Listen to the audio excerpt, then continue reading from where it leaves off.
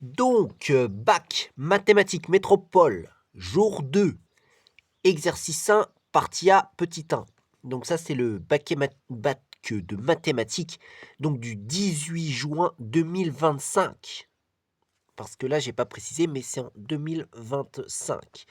Donc, on va commencer ce sujet par l'exercice 1, la partie A et le petit 1.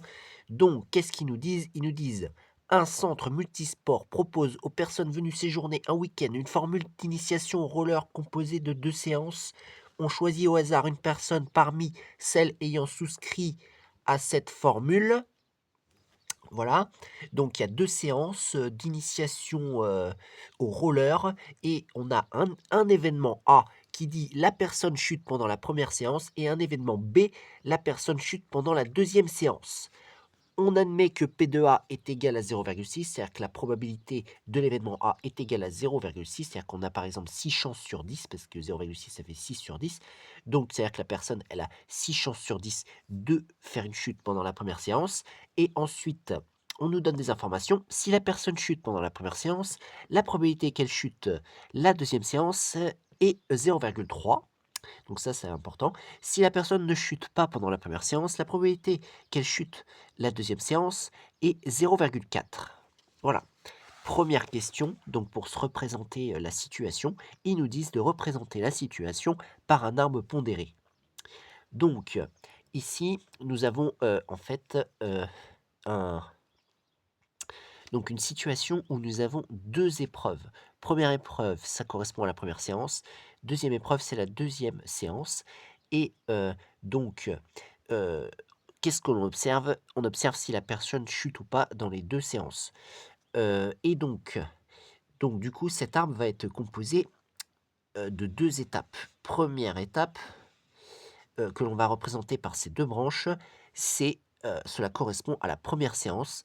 Donc si on veut, on peut mettre première séance en haut comme ça et il y a 2 choses qui peuvent se produire dans cette première séance, c'est soit la personne chute, c'est l'événement A, ou alors la personne ne va pas, chuter, c'est l'événement contraire qu'on note avec, donc une barre dessus.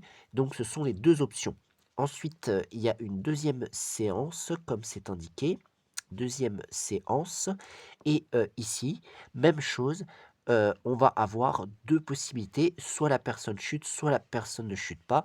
Donc quand elle chute lors de la deuxième séance, c'est l'événement B. Quand elle chute pas lors de la deuxième séance, c'est l'événement B bar et bien sûr, il faut faire partir 2 branches à partir de l'événement A, mais aussi à partir de l'événement A bar pour avoir la combinaison de toutes les possibilités qui peuvent se produire, lors de cette expérience. Il y en aura 4 en quelque sorte puisque, chute pendant première séance, chute pendant deuxième séance ou alors chute première séance, pas chute deuxième séance, pas de chute première séance, une chute deuxième séance ou pas de chute première séance, pas de chute deuxième séance. Il y a 4 possibilités.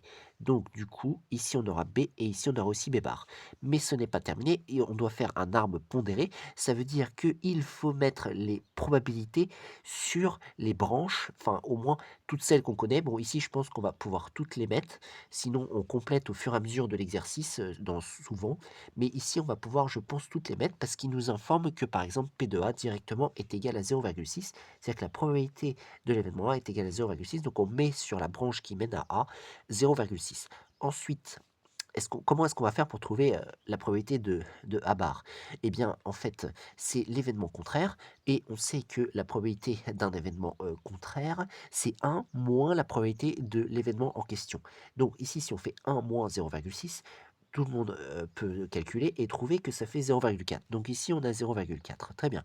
Bon, alors ensuite, il y avait d'autres informations. Si une personne chute pendant la première séance, la probabilité qu'elle chute lors de la deuxième séance est 0,3. Donc, ici, si elle chute pour la première séance, ça correspond à l'événement A. Donc on se positionne, donc du coup c'est un événement, donc c'est pas un événement mais une probabilité conditionnelle, c'est si elle a validé la chute lors de la première séance, alors sa probabilité qu'elle chute pendant la deuxième séance est de 0,3. Ce qui signifie qu'on a une probabilité conditionnelle qui est la probabilité de A de B sachant A, de B sachant A. Et cette probabilité est à mettre sur cette branche-là, c'est-à-dire la branche qui part de A et qui va jusqu'à B. Donc du coup, ici, on aura 0,3. Et on peut en déduire la probabilité qu'elle ne chute pas, sachant qu'elle a chuté lors de la première séance, qu'elle ne chute pas lors de la deuxième séance, sachant qu'elle a chuté pour la première séance, parce que c'est l'événement contraire de l'événement dont on vient juste d'écrire la probabilité sur la première branche, c'est-à-dire que ce sera 1 moins 0,3, c'est-à-dire ici 0,7.